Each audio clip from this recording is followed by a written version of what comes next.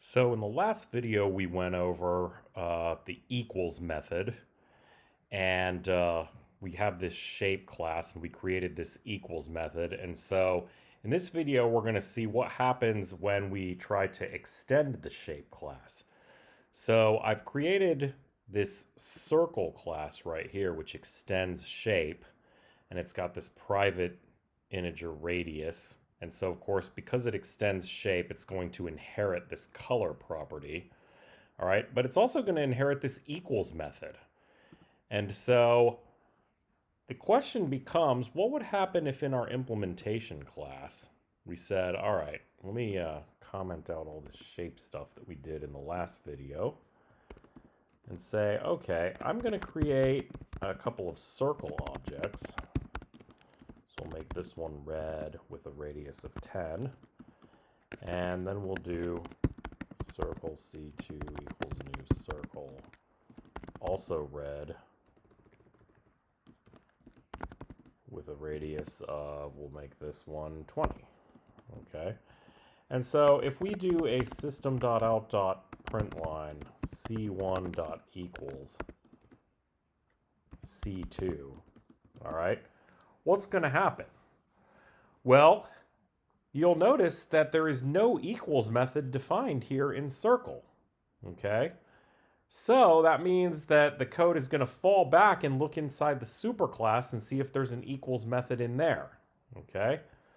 Since there is an equals method, it's going to go ahead and execute this and say, okay, well, basically I'm going to convert everything into shapes and then I'm going to compare the colors. Okay? And so the interesting thing about that is that if I were to compile and run this, then you'll see that according to this, it believes that the circles are equal. Okay, so it says that the circles are equal because they have the same color. All right, so that's obviously not desirable. So obviously what we would want to do is we would probably want to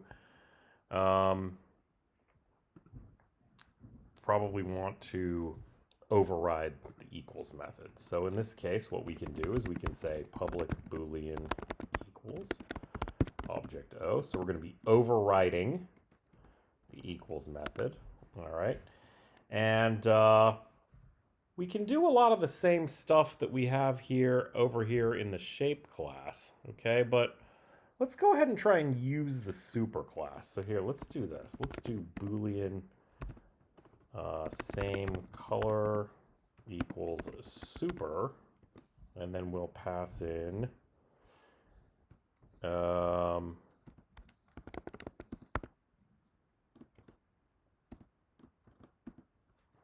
okay, can we do that?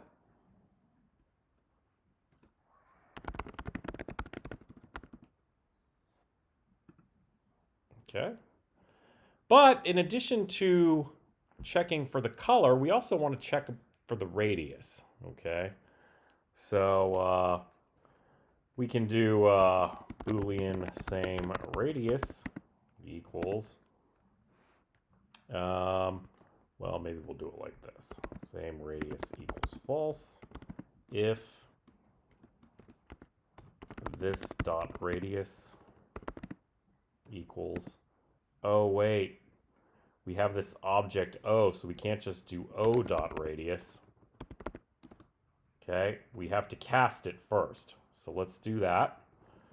So we need to do a similar check that we did over here in shape. We need to do one of these things right here. Okay, so we need to make sure that we're dealing with two circle classes. Okay, and quite honestly, we should probably do that first, but we'll go ahead and do it right here and say, all right, if the classes are the same, so in other words, if the class, this dot get class, of course, is going to return circle. So the object coming in better also be a circle. Okay. If that's true, then we're going to go ahead and then casted equals circle O. Okay. And then we will say if this dot radius equals casted radius,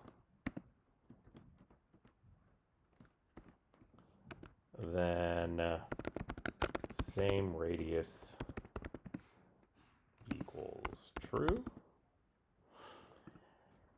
And now we need to, so now we have two things. We have same color and same radius, and so we want them both to be true. So if we just do return same color and same radius, okay, that should return our circle as, if they have the same color and the exact same radius, then they're true. So let's make sure we didn't make any errors. Doesn't look like we did. And so now if we were to run this program,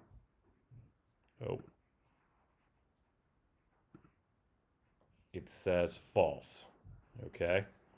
Because these circles are not equal. One is 10 and one is 20. If I made a third circle,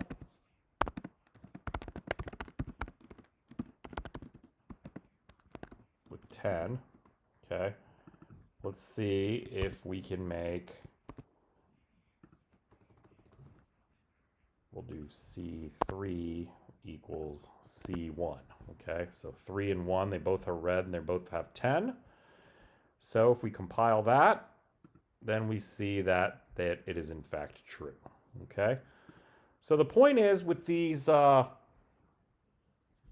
subclasses and superclasses, if you have an equals method defined in the superclass, then in your subclass you might have to override it, and in fact you probably will have to override it in order to make sure that the subclass has equality.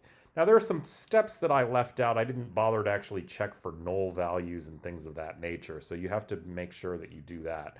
But this just basically demonstrates the idea that if you have an equals method in your superclass, you will probably almost certainly need to override it and create your own equals method in the subclass to handle instances of the subclass.